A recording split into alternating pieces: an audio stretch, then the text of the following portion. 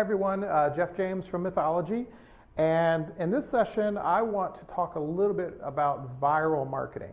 And this whole concept of viral marketing or word of mouth has really obviously become a huge thing in today's internet era. And the problem is you get a lot of people talking about doing a viral video, and when you watch the video you sort of ask yourself, why would I share this? It's almost kind of overused, this concept of viral marketing. The definition of viral marketing is that by the inherent interest and value of what it is you're sharing, people are motivated to share it with other people. So there's an inherent benefit to the person to share it with someone else.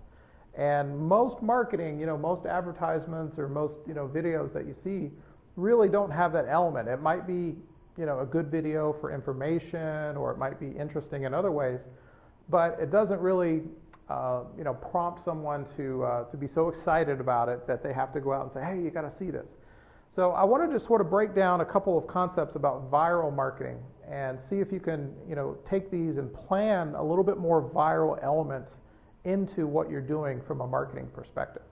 So first of all, there's a lot of great books on this concept, but I'm just going to talk about three types of viral marketing.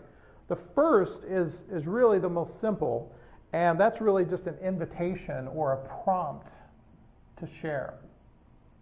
And in the early days of the internet, this sometimes was all you needed. The free email service Hotmail from Microsoft, actually Microsoft bought Hotmail when it was really growing fast, and maybe 10 years ago. The reason that Hotmail grew so fast is because first it was free, and that was kind of a weird thing back then, free email.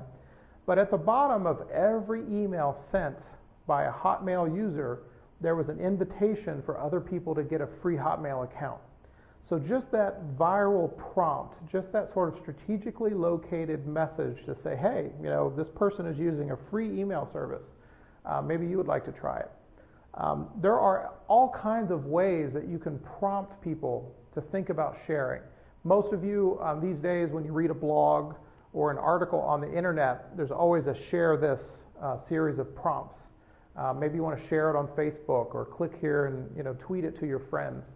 So that's pretty standard practice these days, to make sure that there are really good, strong prompts wherever there is some value that someone's experiencing to maybe share it with someone else. That's really the easy part. That's the low-hanging fruit. The other aspect of viral sharing is people will share things when there is an emotional benefit to sharing it.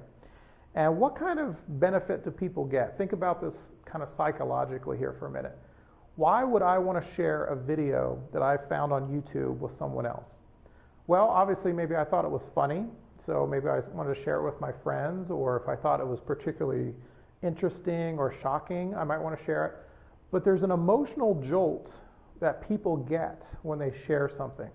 What it says to the people they're sharing it with is, hey, I found something interesting, I found something funny, and I want to share it with you. So there's this sort of social credibility, or the sort of increase in social standing, that if you're a smart sharer of videos or other content that you find, then people give you more credit. Like, oh, Jeff must be an expert. He shared this with me, or Jeff is on top of the trends, or he's on top of what's funny, and so he's sort of sharing it.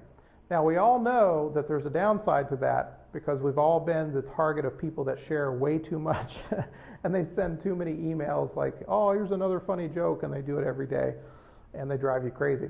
So there's a downside to that. But when you find something that is truly interesting and truly funny, or just truly useful, you still see a lot of people posting it on Facebook or sending it out through email to people.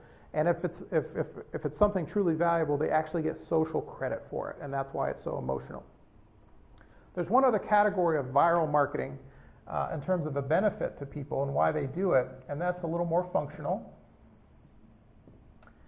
And what do we mean by functional value? Well, there are times where if you want to use something, it's going to be inherently more valuable to you if other people are using it.